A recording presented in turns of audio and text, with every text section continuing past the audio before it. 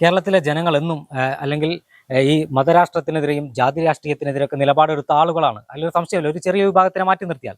പക്ഷേ ഈ local body തെരഞ്ഞെടുപ്പോടുകൂടി CPM BJP ഒരു അന്തർധാരയുണ്ടെന്ന കോൺഗ്രസ് പറയുന്ന, അല്ലെങ്കിൽ UDF പറയുന്ന, അല്ലെങ്കിൽ കേരളത്തിലെ ചില ആളുകൾ, ചില സാംസ്കാരിക നായകന്മാർ എന്ന് നമ്മൾ വിശേഷിപ്പിക്കുന്ന ആളുകളടക്കം തുറന്നു പറഞ്ഞൊരു കാര്യമാണ്, കേരളത്തിൽ BJPയെ സഹായിക്കുന്ന ചില നിലപാടുകൾ CPMന്റെ ഭാഗത്തുനിന്ന് ഉണ്ടാകുന്നുണ്ട്. അതിന്റെ ഒരു തിരിച്ചടി, അല്ലെങ്കിൽ അത് കേരള ജനത തിരിച്ചറിഞ്ഞതിന്റെ ഒരു പരിണിത ഫലമല്ലേ കോൺഗ്രസ് കൂടി വിചാരിക്കാത്ത തരത്തിലുള്ള ഒരു വിജയം ലോക്കൽ ബോഡി തെരഞ്ഞെടുപ്പിൽ ഉണ്ടായത്? തീർച്ചയായിട്ടും. അതായത് അതിൽ CPMന്റെ അണികൾ അവർക്ക് വോട്ട് ചെയ്തതാണ് എന്റെ കണക്ക്. ഇപ്പോൾ നിങ്ങൾ പറഞ്ഞത് ഇപ്പോൾ വല്ലവരും അല്ല, കേരള സാഹിത്യ അക്കാദമിയുടെ പ്രസിഡന്റ് പ്രശസ്ത കവി K. സച്ചിദാനന്ദൻ പറഞ്ഞു. അതിലും വലിയ ആളിപ്പോൾ നമ്മുടെ സാഹിത്യ രംഗത്തില്ലല്ലോ. അദ്ദേഹം വലിയ പണ്ഡിതനാണ്, അധ്യാപകനായിരുന്നു, കേന്ദ്ര സാഹിത്യ അക്കാദമി സെക്രട്ടറി ആയിരുന്നു, വലിയ എഴുത്തുകാരനാണ്. പിന്നെ ഇവരൊക്കെയായിട്ട് പല തരത്തിലും ആശയ ഐക്യമുള്ള ആളാണ്. അദ്ദേഹം തന്നെയാണ് അത് പറയുന്നത്. അപ്പോൾ വേറെ ആൾ പറഞ്ഞല്ലേ നോക്കണ്ട, പറഞ്ഞില്ലായിരിക്കും. അപ്പൊ ഞാൻ പറഞ്ഞിട്ടുണ്ടാവും, അല്ലെങ്കിൽ വേറെ ആൾ പറഞ്ഞിട്ടുണ്ടാവും. സച്ചിദാനന്ദൻ പറഞ്ഞ ചെറിയ കാര്യമല്ല. ഇവിടെ എന്തെല്ലാം തരത്തിലുള്ള അസംബന്ധമായ കാര്യങ്ങളാണ് ചെയ്തത്. ആലോചിച്ച് നോക്കൂ. റെയിൽ എന്ന് പറയുന്നത് കേന്ദ്ര ഗവൺമെന്റിന്റെ വകുപ്പാ. കേരളത്തിനായിട്ട് സംസ്ഥാനത്തൊന്നും ചെയ്യാനില്ല. റെയിൽ വരികയാണ് എന്ന് പറഞ്ഞിട്ട് ഇവര് മഞ്ഞ കുറ്റിയടിച്ചു. അത് എത്ര വലിയ സംഘർഷ നാട്ടിലുണ്ടാക്കി. റെയിലിന് അനുമതി കിട്ടിയിരുന്നില്ല. പത്രവാർത്ത ശരിയാണെങ്കിൽ 51 കോടി രൂപ ആ വകയിൽ ചെലവാക്കി. എത്ര പേര് പോലീസ് കേസിൽ പ്രതിയായി, എത്ര പേർക്ക് തല്ലുകൊണ്ടു, എത്ര പേര് അടി കൊടുത്തു. അടിച്ചു നോക്കൂ. ഇപ്പോൾ ആ മഞ്ഞക്കുറ്റിയിട്ട പറമ്പുകൾ പലതും പണയം വെക്കാനോ വിൽക്കാനോ വയ്യാത്ത കഷ്ടത്തിലെ ആൾക്കാർ. എന്താണ് ആർക്കാ കൊണ്ട് നേട്ടമുണ്ടായത്? ഇപ്പോ കേന്ദ്ര ഗവൺമെന്റ് ഒരിക്കലും കേന്ദ്ര ഗവൺമെന്റ് അനുമതി കൊടുത്തിട്ടല്ലേ അത് ആലോചിക്കല്. പിന്നെ അതിന് പാരിസ്ഥിതിക പഠനം നടത്തണ്ടേ? അങ്ങനത്തെ പിന്നെ കുടിയൊഴിക്കപ്പെടുന്ന ആളുകളുടെ പുനരധിവാസം എന്തെന്ന് ആലോചിക്കണ്ടേ? ഇത്തരം കാര്യങ്ങൾ ഒന്നും ചെയ്യാതെ നേരെ ചെന്ന് മഞ്ഞക്കുറ്റി ഇടുക ചെയ്തത്. 51 കോടി കേരള ഗവൺമെന്റിന് ഖജനാവിൽ പണമില്ല എന്ന് പറയുന്നു. ആശാ വർക്കർമാരുടെ അലവൻസ് കൂട്ടാൻ നിവൃത്തിയില്ല എന്ന് പറയുന്നു. സാമൂഹ്യ പെൻഷൻ സമയത്ത് കൊടുക്കാൻ നിവൃത്തിയില്ല എന്ന് പറയുന്നു. KSRTCയിൽ ശമ്പളം കൊടുക്കാനോ പെൻഷൻ കൊടുക്കാനോ നിവൃത്തിയില്ല എന്ന് പറയുന്നു. ഈ സമയത്താണ് 51 കോടി കേരളത്തിന് വേണ്ടിയിട്ട്. ആ 51 കോടി ആര് സമാധാനം പറയും? അന്നത്തെ സംഘർഷങ്ങൾക്ക് ആര് സമാധാനം പറയും? ആ തരത്തിലാണ്. അത്ര കെടുകാര്യസ്ഥത, അപ്രാപ്തി ഭയങ്കരമാണ് രണ്ടാം പിണറായി സർക്കാരിന്റെ അപ്രാപ്തി എന്ന് പറയുന്നത്. അതൊക്കെ മറികടക്കാൻ അതിന്റെ അടിയാണ് അവർക്ക് ലോക്സഭാ ഇലക്ഷനിൽ അടി കിട്ടി, എല്ലാ ഇടക്കാല തെരഞ്ഞെടുപ്പിലും അടി കിട്ടി. ഇപ്പോൾ നിലമ്പൂരിൽ അല്ലെങ്കിൽ പാലക്കാട്ട് ഒക്കെ ഇടക്കാല തെരഞ്ഞെടുപ്പൊക്കെ അവർ പൊട്ടിയതാണല്ലോ. പിന്നെ തദ്ദേശ സ്വയംഭരണ സ്ഥാപനങ്ങളുടെ തെരഞ്ഞെടുപ്പിൽ ഇതിനെ പറ്റി. ഇപ്പോ പണ്ട് EMS ഉപയോഗിച്ചൊരു വാക്ക് പറഞ്ഞാൽ, ഏത് ചെകുത്താനെ കൂട്ടുപിടിച്ചും അധികാരത്തിൽ തുടരുക എന്നുള്ളതാണ് ലക്ഷ്യം. അതിനുവേണ്ടി സാമുദായികമായ ധ്രുവീകരണം വരുന്ന മട്ടിലാണ് അവർ വർത്തമാനം പറയുന്നത്. ആ വർത്തമാനം പറയാൻ അവർ ഏർപ്പാടാക്കിയ ഒരാളാണ് വെള്ളാപ്പള്ളി നടേശൻ.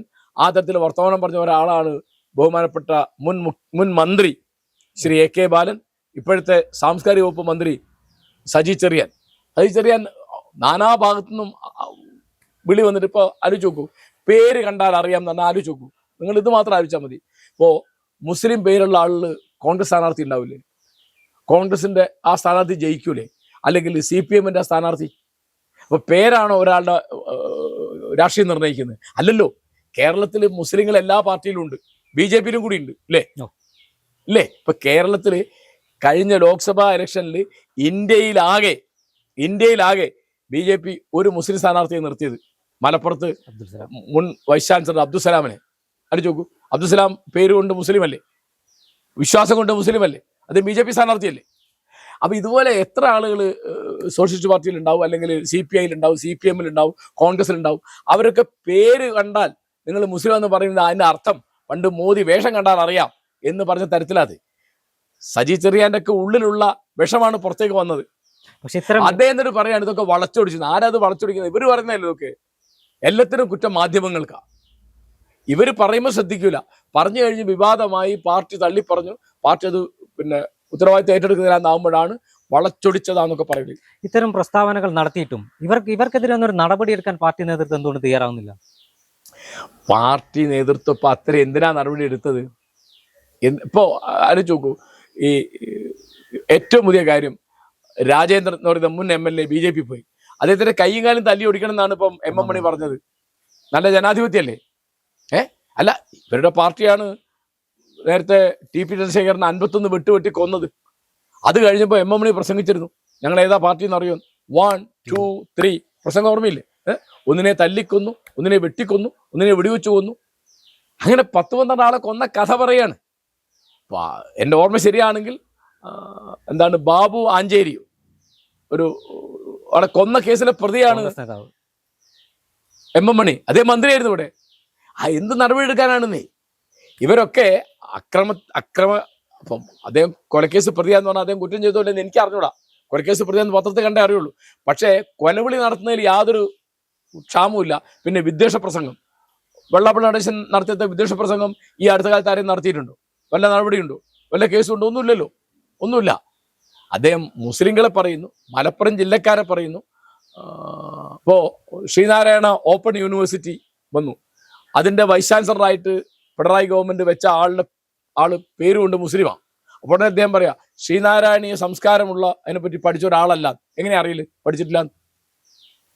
എന്താ പറയുക? ഈഴവനെ വെക്കണമെന്ന് ഈ പറഞ്ഞത്. ഇപ്പൊ എന്താ A.K. ബാലൻ പറഞ്ഞത്?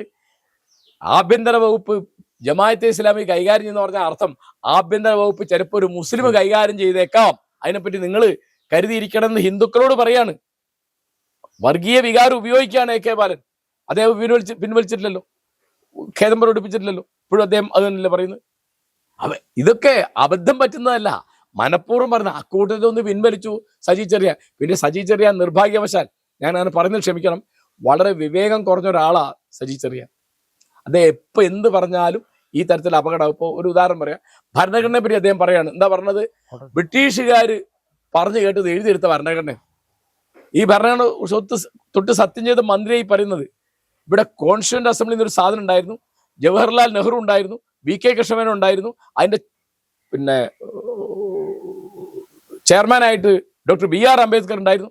എത്ര ഇന്ത്യയുടെ നാനാഭാഗത്തുള്ള അനവധി ആളുകൾ കൂടിയിരുന്നുണ്ടാക്കിയ ഒരു സാധനത്തെ പറ്റി ഈ പറഞ്ഞ് ബ്രിട്ടീഷുകാർ പറഞ്ഞു കേട്ടൊക്കെ എഴുതിയെടുത്താൽ ഇയാൾക്ക് ഒന്നും അറിഞ്ഞൂടാ. ഇദ്ദേഹം അല്ലേ പറഞ്ഞത് കേരളത്തിൽ എന്താണ് കൃഷി? നമുക്കിതിന്റെ കൃഷിയുടെ ആവശ്യം, നമുക്ക് പച്ചക്കറിയും പഴവർഗ്ഗങ്ങളൊക്കെ തമിഴ്നാട്ടിൽ നിന്ന് വാങ്ങിയാൽ പോരെ? തലയിൽ വല്ലതും ഉണ്ടോ? എന്തൊരു അവിവേകം അദ്ദേഹം പറയുന്നതൊക്കെ എപ്പോഴും.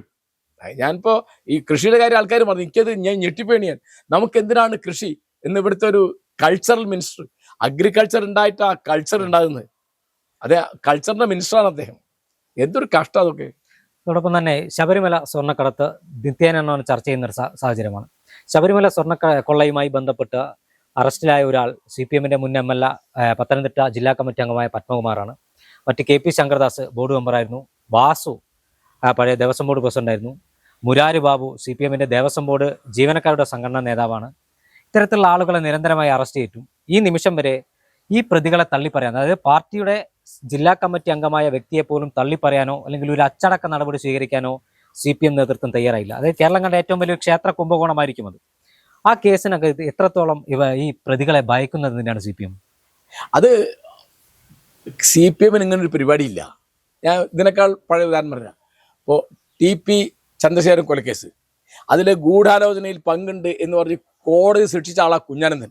അദ്ദേഹം ജയിലിൽ കിടന്നു, പരോളിലാണ് മരിച്ചത്. അദ്ദേഹം കുറ്റവാളിയെന്ന് അവർ പറയുന്നില്ലല്ലോ. അവർക്ക് വേണ്ടപ്പെട്ട ആളുടെ നിന്ന് അവരിപ്പോൾ ഞാൻ പറയാം, ഈ പത്മകുമാറിനെയോ അല്ലെങ്കിൽ വാസുവിനെയോ അന്വേഷണ വിധേയമായി സസ്പെൻഡ് ചെയ്യാമല്ലോ. ഇപ്പോൾ കോടതി കുറ്റവാളി അല്ല എന്ന് പറഞ്ഞാൽ തിരിച്ചെടുത്താൽ മതിയല്ലോ, ആരും വല്ലതും പറയൂ.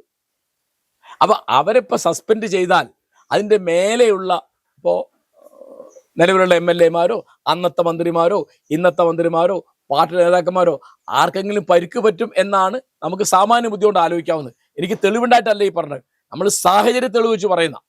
അപ്പോൾ അദ്ദേഹം പറഞ്ഞൊരു വാക്കുണ്ട്, ദൈവത്തെപ്പോലുള്ള ആളുകൾ അതിൽ പങ്കാളികളാണ്. അത് ആരാന്ന് വ്യക്തമല്ല, ദൈവത്തെപ്പോലുള്ള ആളുകൾ. അപ്പം അദ്ദേഹം അന്ന് പറഞ്ഞൊരു കാര്യം ശവന്തീനികളല്ലാന്ന് എന്ന് പറഞ്ഞാൽ എനിക്ക് മനസ്സിലായത് ഏതോ സസ്യാഹാരിയാണ്, ഇത് വെജിറ്റേറിയൻ ഭക്ഷണം കഴിക്കുന്ന ആളാണെന്നാണ്. അപ്പോൾ ആരൊക്കെ ആ ഒരു വെജിറ്റേറിയൻ ഭക്ഷണം കഴിക്കുന്നത് എനിക്ക് അറിഞ്ഞൂടാ. അപ്പോൾ ദൈവത്തെപ്പോലുള്ള ആളുകൾ എന്ന് അദ്ദേഹം പറഞ്ഞത് പാർട്ടി സ്വന്തം നേതാക്കന്മാരെയാണോ ഇവിടുത്തെ തന്ത്രിമാരെയാണോ അറിഞ്ഞൂടാ. അത് നേരെ പറഞ്ഞാൽ മതിയല്ലോ. ഇനിയിപ്പോൾ ഇപ്പോൾ അവർ കുറ്റം ചെയ്തോ ഇല്ലെന്ന് എനിക്കറിയൂടാ. അവർ കുറ്റവാളികളാണ് എന്നാണ് കോടതി സംശയിക്കുന്നത്, ജനങ്ങൾ സംശയിക്കുന്നത്. അപ്പം സ്വാഭാവികമായി ജനങ്ങളോട് ബഹുമാനം ഉണ്ടെങ്കിൽ അവരെ സസ്പെൻഡ് ചെയ്യണം. പുറത്താക്കണം എന്നല്ല ഞാൻ പറഞ്ഞത്, സസ്പെൻഡ് ചെയ്യുക. ഇത് അന്വേഷണ വിധേയമായി സസ്പെൻഡ് ചെയ്യുക. കോടതിയിൽ അവർ കുറ്റവാളികളല്ലാന്ന് പറഞ്ഞാൽ തിരിച്ചെടുക്കാമല്ലോ, ആരോട് ചോദിക്കണ്ടല്ലോ തിരിച്ചെടുക്കാൻ. സസ്പെൻഡ് ചെയ്യാറില്ല പാർട്ടിയിൽ നിന്ന് ഇത്ര ആളെ. ഇപ്പോ പിന്നെ വി കുഞ്ഞികൃഷ്ണനെ ഇപ്പൊ പുറത്താക്കാൻ പോകില്ലേ? വി കുഞ്ഞികൃഷ്ണൻ പാർട്ടിക്കകത്തുണ്ടായി എന്ന് അദ്ദേഹത്തിന് ബോധ്യമുള്ള ഒരു അഴിമതിയെ പറ്റി പറയാണ്. ഇപ്പൊ എനിക്കിതിപ്പം നിങ്ങളോട് പറയുമ്പോൾ ഓർമ്മ, ഇംഗ്ലീഷിലൊരു വാക്കുണ്ട്, ആ വാക്ക് ക്ലിപ്റ്റോക്രസി എന്നാ. ക്ലെപ്റ്റോക്രസി എന്ന് പറഞ്ഞാൽ കള്ളന്മാരുടെ ആധിപത്യം എന്നാ. ക്ലെപ്റ്റോമാനിയ എന്ന് പറയും. സാധനം ആവശ്യമില്ലെങ്കിലും മനോരോഗം കൊണ്ട് കക്കുന്ന ആളുകളുടെ, ഇപ്പോൾ പൈസ ഉള്ള ഒരാൾ തന്നെ കക്കും. എന്താണ് അദ്ദേഹത്തിന്റെ ശീലം? മനോവൈകൃതം. ഒരു പേന കണ്ടു, അല്ലെങ്കിൽ ഒരു മൊബൈൽ ഫോൺ കണ്ടു, അദ്ദേഹത്തിന്റെ മൊബൈൽ ഫോണൊക്കെ ഉണ്ടാവും, കക്കും. അതിനാണ് ക്ലെപ്റ്റോമാനിയ എന്ന് പറയാ. ഇംഗ്ലീഷിൽ വേറൊരു വാക്കുണ്ട്, ക്ലെപ്റ്റോക്രസി. അതായത് രാഷ്ട്രീയ നേതാക്കന്മാർ, ഭരണാധിപന്മാർ, ഉദ്യോഗസ്ഥന്മാരൊക്കെ കക്കുന്നവരുടെ ആധിപത്യം. അതാണ് ഇപ്പോൾ കേരളത്തിൽ നടന്നുകൊണ്ടിരിക്കുന്നത്. എല്ലാ ഭാഗത്തും പാർട്ടി ഫണ്ട് മുഖേന പറ്റി പാർട്ടിക്കകത്ത് ധാരാളം പരാതി, ബാങ്ക് സർവീസ് കോപ്പറേറ്റീവ് ബാങ്കുകളിൽ കൊള്ളയെപ്പറ്റി, പിന്നെ മുഖ്യമന്ത്രിയുടെ മകള് എക്സാലോജിക് എന്നൊരു കമ്പനി നടത്തിയിട്ട് 1,72,00,000 രൂപ കരിമണൽ ഖനന സ്ഥാപനത്തിൽ നിന്ന് മേടിച്ചു. അത് മേടിച്ചു. എന്ത് സർവീസ് കൊടുത്തിട്ടാണ് മേടിച്ചത്? അതിന് മറുപടി എന്താണെന്നറിയോ? അതിന് നികുതി കൊടുത്തിട്ടുണ്ടെന്നാ. നല്ല മറുപടി അല്ലേ? എന്ത് സേവനമാണ് നിങ്ങൾ അവർക്ക് കൊടുത്തത്? അത് വിശദീകരിക്കൂല, ആരും മിണ്ടൂല. പോലെ നടപടി എടുത്തു. ഒരു നടപടിയില്ലല്ലോ. ഇതിനൊന്നും ഒരു നടപടിയില്ല. ഈ തരത്തിലുള്ള കാര്യങ്ങൾക്കൊന്നും യാതൊരു സമാധാനവും ഇല്ല. ഇപ്പോൾ സ്വപ്ന സുരേഷ് പറഞ്ഞ കാര്യങ്ങൾക്ക് വല്ല നടപടി ഉണ്ടായോ? സ്വപ്ന സുരേഷ് പറഞ്ഞില്ലേ? ആരൊക്കെ പറ്റി പറഞ്ഞു? മുൻ സ്പീക്കറെ പറ്റി പറഞ്ഞു, 2 മുൻ മന്ത്രിമാരെ പറ്റി പറഞ്ഞു. വല്ല വിശദീകരണം ആരോട് ചോദിച്ചോ? അങ്ങനെ ഉണ്ടായിട്ടില്ലെന്ന് ആരും പറഞ്ഞു? ഇപ്പൊ കടകംപള്ളി സുരേന്ദ്രൻ പറഞ്ഞു, സ്വപ്ന സുരേഷ് പറഞ്ഞ കളവാണ്? ഇല്ലല്ലോ. ഐസക് തോമസ് പറഞ്ഞു, ശ്രീരാമകൃഷ്ണൻ പറഞ്ഞു, ആരും പറഞ്ഞില്ലല്ലോ. പാർട്ടി പറഞ്ഞല്ലോ. അത് അവഗണിക്കായത്. പിന്നെ പ്രതിപക്ഷത്തിനതൊന്നും ഏറ്റുപിടിക്കാനുള്ള പ്രാപ്തിയില്ല. അതുകൊണ്ട് അത് അങ്ങനെ പോയി. ഇത്രയേ ഉള്ളൂ.